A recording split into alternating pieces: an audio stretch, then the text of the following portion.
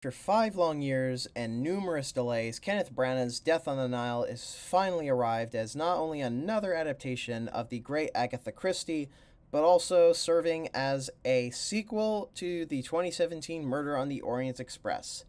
But my biggest question for this movie is, does it manage to stay afloat, or does it end up sinking in the river? Let's find out. Right off the bat is I'm a huge sucker for murder mysteries and whodunit movies, especially ones that are done in this more old-fashioned style as opposed to a neo-noir modern day setting. I like it when murder mysteries are set in the whole pre-1950s setting, if you will. It's something more interesting and something that I love about Murder on the Orient Express, and it's something that I love about this movie that really piqued my interest from the beginning. And right off the bat, visually, this movie is absolutely gorgeous to look at. And whether it be in terms of the cinematography capturing the landscape of ancient Egypt, to the costumes, to the absolutely breathtaking, gorgeous design of the sets, and whether it be the Egyptian ruins or temples or of the cruise ship itself,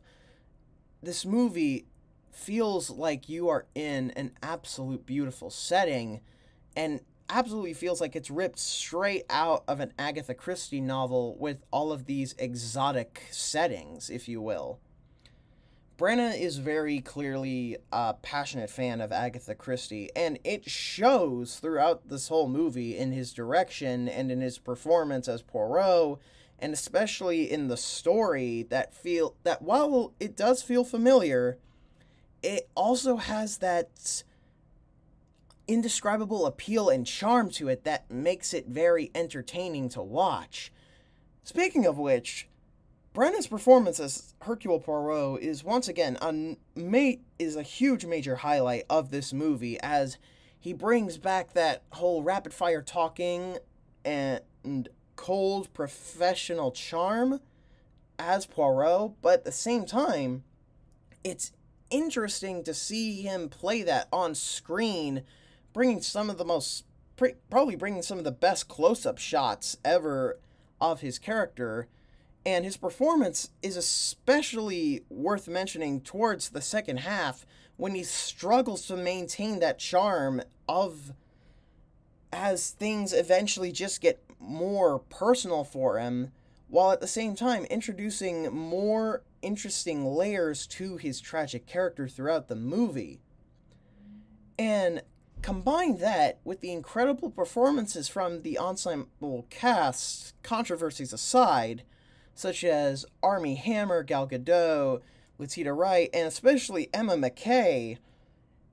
the movie is still able to be lively and entertaining and really catches your attention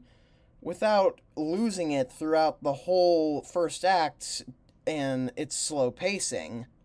Because while this movie does require you to be patient, it doesn't drag you through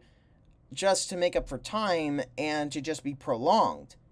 It's meant to build up the tension, and the tension in this movie is raised even higher as victims keep on piling more and more as the story goes on, and each of the characters are given plenty of enough time to shine on their own right without being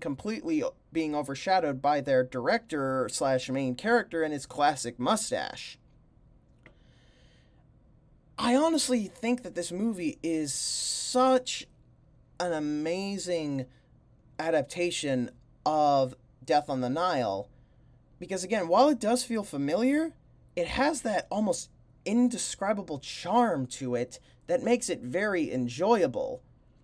Overall, while I do think it does have flaws, particularly with its very slow pacing in the first act, Death on the Nile is still a very entertaining mystery movie with its incredible cast performances, its storytelling, its direction, its visual appeal, and its director's obvious love for the source material, that it honestly, all of those factors just outshine the flaws in my opinion, and I think it's another spectacular entry. I don't think that this is a movie that you should absolutely rush to the theater to go see,